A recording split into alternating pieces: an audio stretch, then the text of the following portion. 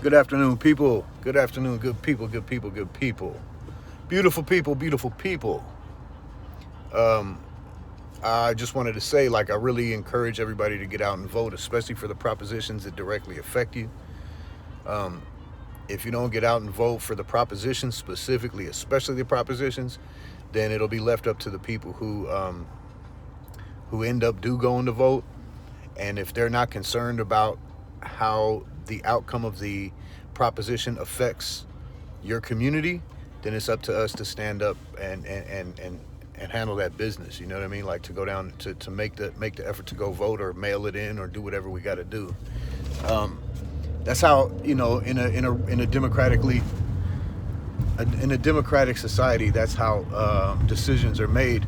Here we get to vote for two parties, which is not quite as democratic as it used to be. For example, like we have to vote for one of two, so we don't get much of a choice. Like I don't think I'm any more or less qualified than any other working class person who has a conscious mindset and is tapped in with the struggle of the working class in the United States and the struggle of as well as the struggle of the working class around the world. I don't think I'm more or less qualified, better or less superior or inferior to anyone else who has this passion. But I really think that someone from the working class like myself would be much better able to represent the struggle of the working class than a member of one of the two parties who are basically in the pocket of big capital. They're basically in the pocket of big corporation. And unfortunately, it's the case. So it's up to the people. It's up to the people to do away with, to stand up and make the changes that are needed for society in order for society to flourish and improve. Like so. That being said, I still want to encourage everybody to definitely go out and vote, especially for the propositions. Um, Generally speaking, I vote for what sounds like is good in the best interest of the existing community, as opposed to the community that's like as opposed to gentrification. Like I definitely want to vote for any proposition, like for schools and for taxing the wealthy, these kind of things. But I probably wouldn't vote for one of the two puppets that represent the interest of big capital. I'm just saying there are other options. One option is the Party for Socialism and Liberation runs a candidate, and when it comes to the presidential vote, I vote for somebody who close who has whose principles align more closely with the principles that I believe in and believe that I stand for. That I stand for. The reason I believe in this system of principles that I believe in is because I see the actual progress that it makes. I see the actual by living this way of life, by practicing this way of life. I see the results always turn out to be more beneficial than they are harmful. Um, So this is the problem. I'm not trying to overthrow a government. I'm trying to say let's come together and move forward into the future. I was thinking we got to embrace the past and embrace the future, but then we're split. So how about we lean on the past, right?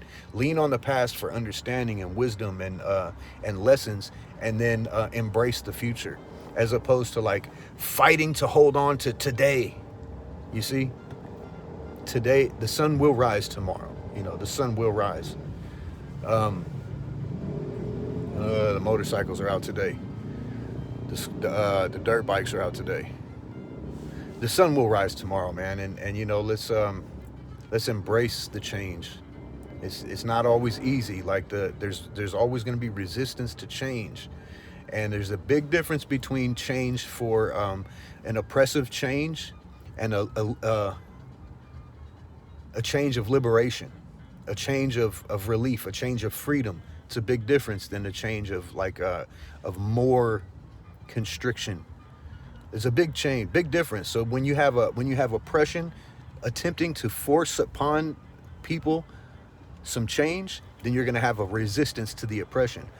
And also, When you have a change that could liberate people, there's still going to be an essence of resistance because we're still so comfortable in this, the way it is, the way it is. But the system of capital causes more, like exponentially more damage than more harm than it does good. It does good to, in the system of capital, it does good to siphon wealth out of the working class, consolidate it into a tiny minority of the population of the world, so then it can be hoarded. And there's a and so that, and that the supposed trickle down isn't a trickle down, because like, I don't want to get too deep into it, but it's not a trickle down. It's siphoning out of, like, our labor power. The labor power of production is what the power is what the power of the people is. And the people should in a more just and a more balanced society, the people have the ability to vote for it, have discussions about where to spend it, how to spend it, and then vote for it. So the majority of people voting for how to spend our surplus value from our labor gets redistributed, back into society, however that looks.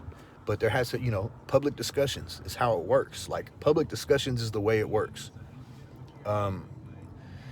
So if you feel like there's nobody to vote for, I still welcome anybody to write me in as president. And like, when we get to the point, like, just imagine everybody going, wait a minute, it's true. Like, the reality is, like, we're supposed to be living life on Earth's terms, not life on this, terms of the domination that's being imposed upon the people, but this abundance that we have access to, that we're squandering. And why are we squandering it? For profit, so that the people who already have more money can consolidate and hoard more money than they could ever spend. They already have more money than they could ever spend now, and it's still not enough, because we're not addressing this this unexplained desire, this unexplained insatiable desire that is actually, when you're able to explain it and like give an identification to why people seek outside of themselves to fulfill our needs, which begins at birth, then when you're able to understand it and like get a grip on that, the reality of it, then it's no longer insatiable. All of a sudden you're like, that's what, there's nothing wrong with me. They just don't teach us this. So anyway, I'm not saying that you think there's anything wrong with you, but a lot of people are wondering why. A lot of people have this question of why. So anyway, there's explanations for it. There's explanations for it. Like, when we're born, we're separated from a unity, from a bond. Like, when the embryo develops the id, develops an identification and switches poles, that's like a moment, right? That's like a moment where an embryo begins to have some sort of self-centered awareness of itself, and takes on the energy of whatever's happening around the mother.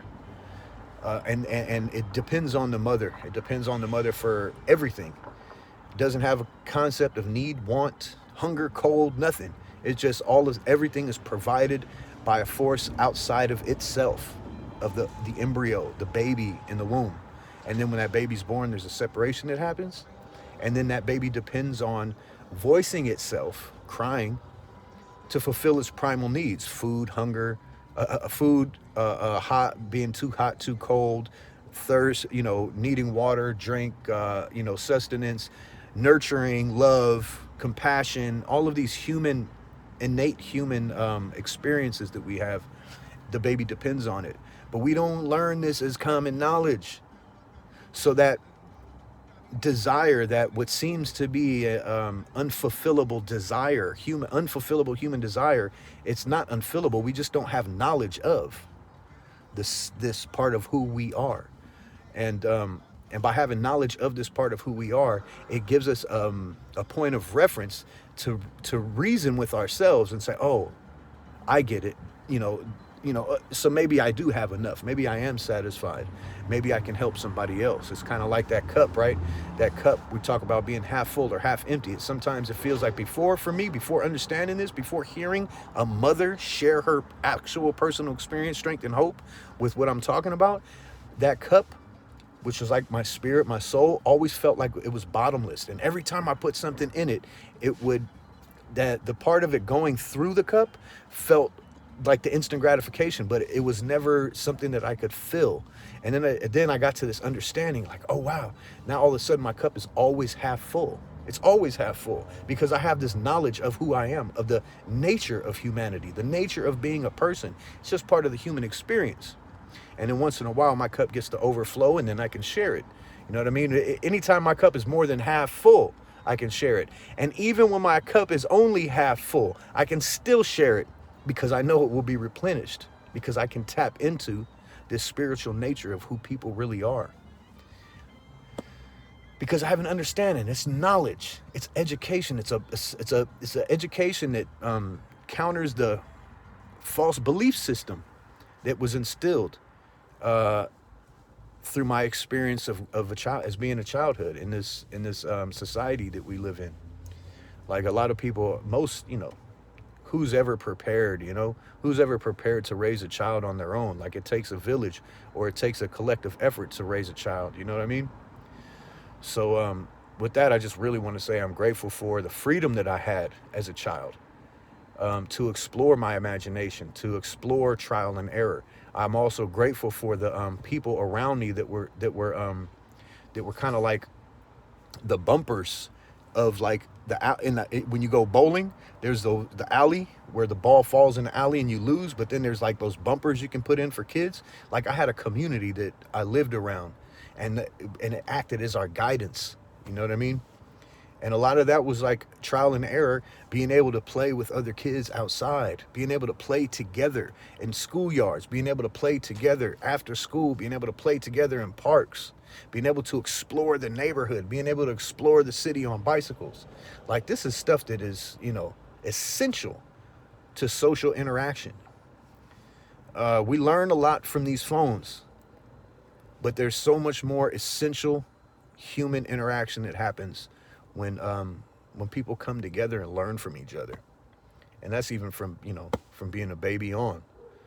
So anyway, man, I hope this isn't too long. I hope this isn't too much. I hope everybody's having a beautiful and wonderful weekend. And I hope everybody votes for what's best for the existing community and not what's best for the interest of capital, because the interest of capital is not in the interests of people. It's two different things.